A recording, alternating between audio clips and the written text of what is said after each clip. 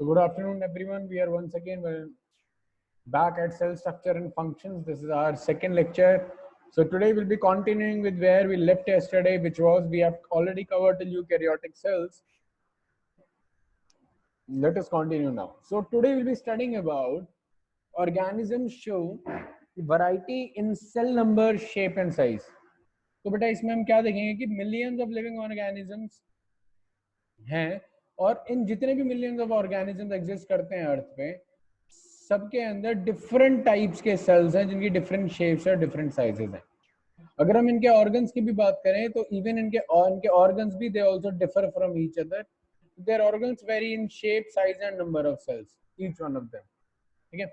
अगर अब हम ह्यूमन बॉडी की अगर बात करते हैं तो ह्यूमन बॉडी, सिर्फ ह्यूमन बॉडी के अंदर ही it has trillions of cells जिसके अलग अलग साइजेस और शेप्स हैं. Will discuss it in the chapter later. अब जितने भी सेल्स है ना ये एक स्पेशलाइज्ड फंक्शन परफॉर्म करते हैं हमारी बॉडी में. So we can say that cells in human body have a definite role to perform. ठीक है. अलग अलग सेल्स जो हैं ह्यूमन बॉडी में सबका अलग अलग डेफिनेट रोल है जिसको ये परफॉर्म करते हैं. ठीक है जी. Different groups of cells perform a variety of functions. Variety of function. सबसे पहले अगर हम बात करें इसकी क्लैरिटी के लिए तो हम ये कह सकते हैं कि अगर हम बात करें किडनी के अंदर हमारे कौन से सेल्स प्रेजेंट होते हैं तो किडनी के अंदर हमारे नेफ्रॉन्स प्रेजेंट होते हैं बेटा. और nephrons they act as filtration units of our body.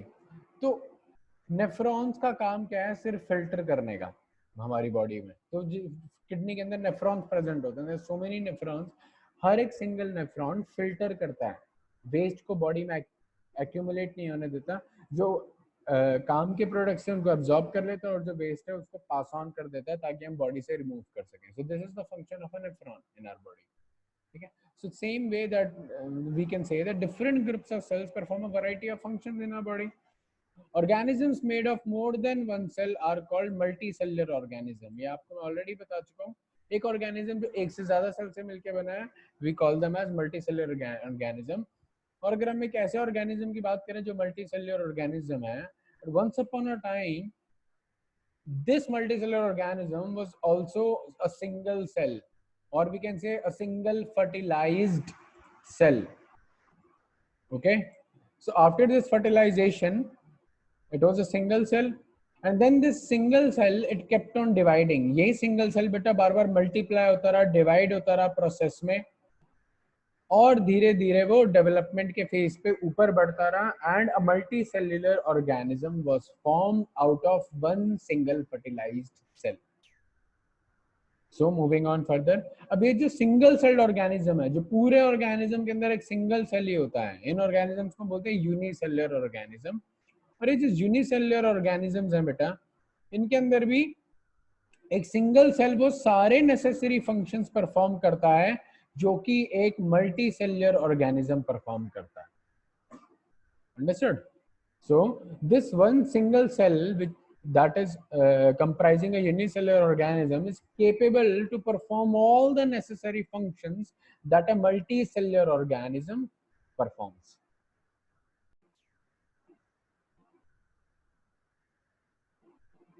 So moving further, see, talking about amoeba and paramecium, both of these organisms they are unicellular organisms. So this is, we can say that this is this amoeba or this paramecium, it is one single cell. ये दोनों क्या हैं? They are one single cell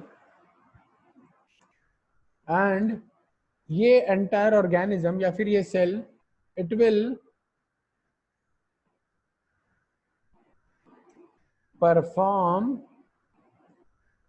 all the necessary functions and processes required for existence. अब इसके exist करने के लिए या इसके रहने के लिए या इसकी लाइफ के लिए जो भी प्रोसेसेस रिक्वायर्ड हैं, amoeba one single being one single cell will perform all these functions। अभी कौन कौन से functions है फिर आगे हम फिर से डिस्कस करते हैं, चलते हैं आगे इसको और समझते हैं डिटेल में।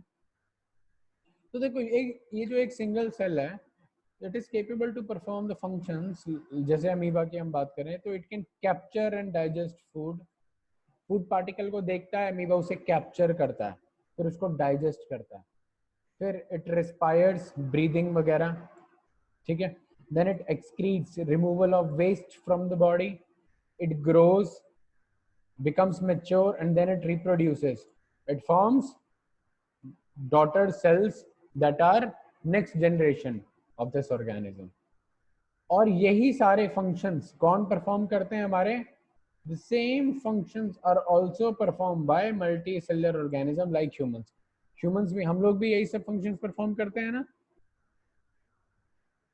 we have seen that humans also perform all these functions। हम लोग भी कैप्चर डाइजेस्ट करते हैं, फूड को पकड़ते हैं, खाते हैं, रिस्पायर करते हैं, एक्सक्रीट करते हैं, ग्रो करते हैं, रिप्रोड्यूस करते हैं।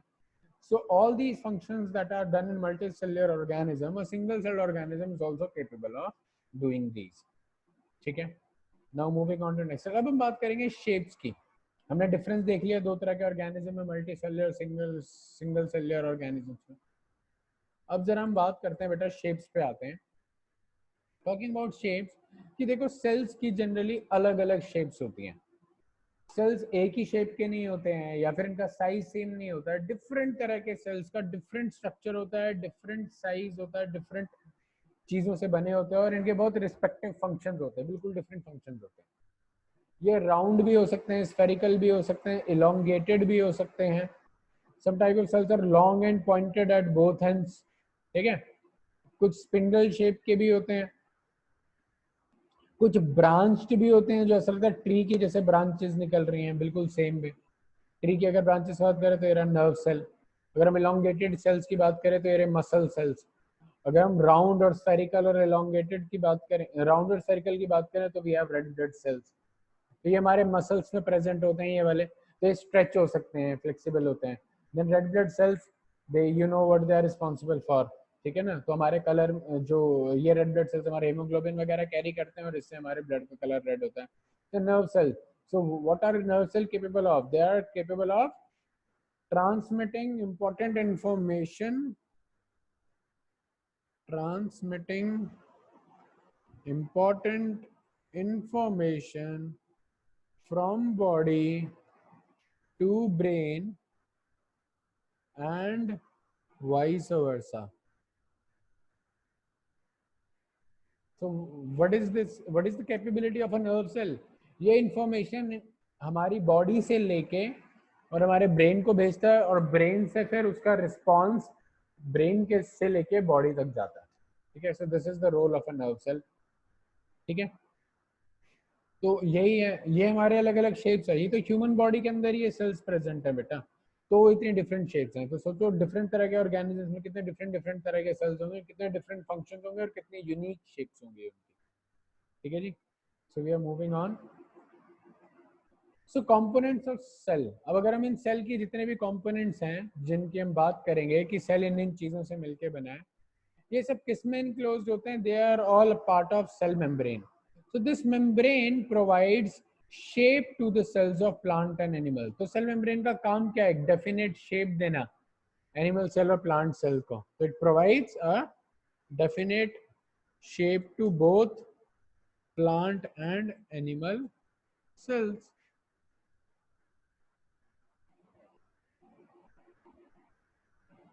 ठीक है जी। हाँ, सेल वॉल एक एडिशनल आउटर कवरिंग होता है जो प्लांट सेल में प्रेजेंट होती है। सो cell wall is an additional covering over the cell membrane in plant cells। It gives shape and rigidity to the cells। तो इसका क्या काम है प्लांट सेल के अंदर, ये उनको शेप भी देती है और रिजिड भी बनाती है, स्ट्रॉन्ग बनाती है। ताकि क्यों बनाती है, क्योंकि हमारे देखो बेटा बॉडी के ऊपर ना स्किन होती है हमें प्रोटेक्ट करने के लिए, ठीक है, आउटर चीजों से प्रोटेक्ट करने के लिए, ठीक है। बहुत सारा फ्रेमवर्क होता है, स्केलेटल फ्रेमवर्क होता है बोन्स का भी, वो भी हमें प्रोटेक्ट करता है, हमारी स्किन भी प्रोटेक्ट करती है हमें। प्लांट्स में ऐसा नहीं होता है, तो इसलिए उनको ये रिजिडिटी स्ट्रॉन्ग रखने के लिए सेल वॉल प्रेजेंट होती है ताकि सेल्स को इजीली डैमेज ना पहुंच सके, ठीक है। Now we are talking about size of cells. So next topic is size of cells. अगर सेल के साइजेस की बात करें हम, तो इतना छोटा भी हो सकता है कि एक मीटर को, एक सिंगल मीटर को अगर आप मिलियन पार्ट्स में डिवाइड कर दें, तो जो साइज निकल के आएगा मिलियन पार्ट में, उस जितना भी साइज में हो सकता है, और इतना भी हो सकता है कि फ्यू सेंटीमीटर्स को कवर करे। ज्यादातर जो सेल्स हैं बेटा जो पाए जाते हैं वर्ल्ड में in different organisms, they are microscopic in size and cannot be visible and cannot be seen by naked eye. तो उनको देखने के लिए हमें माइक्रोस्कोप की जरूरत पड़ती है एनलार्ज करने की उसको। जो स्मॉलेस्ट सेल है जो वर्ल्ड में एग्जिस्ट करता है, उसका साइज है 0.1 से लेकर 0.5 माइक्रोमीटर, जो कि बैक्टीरिया का साइज है। तो this cell is a bacteria, and then the largest cell measuring 170 millimeters to 130 meter is the egg of an ostrich. So मैंने already बताया अभी आपको कि जो fertilized egg होता है वो भी एक single cell होता है। So जो egg of an ostrich is also a fertilized cell, and therefore it is the largest living cell on our planet. ठीक है? The size of the cells has no relation with the size of the body of the animal or plant. Cell का क्या size होगा इसका कोई relation नहीं है animal के साइज और प्लांट के साइज से। ठीक है? So very huge organisms like blue whale can have very very small cells also. ठीक है? Understood? So size, I hope till size of cells it is clear too. So I am once again moving on. So let us take up next part also, which is cell structure and functions. So I'm just going to basically introduce you this topic, and will not be seeing this topic in detail today. We'll catch it again tomorrow. Okay? So each organ in the living organism, it performs different functions.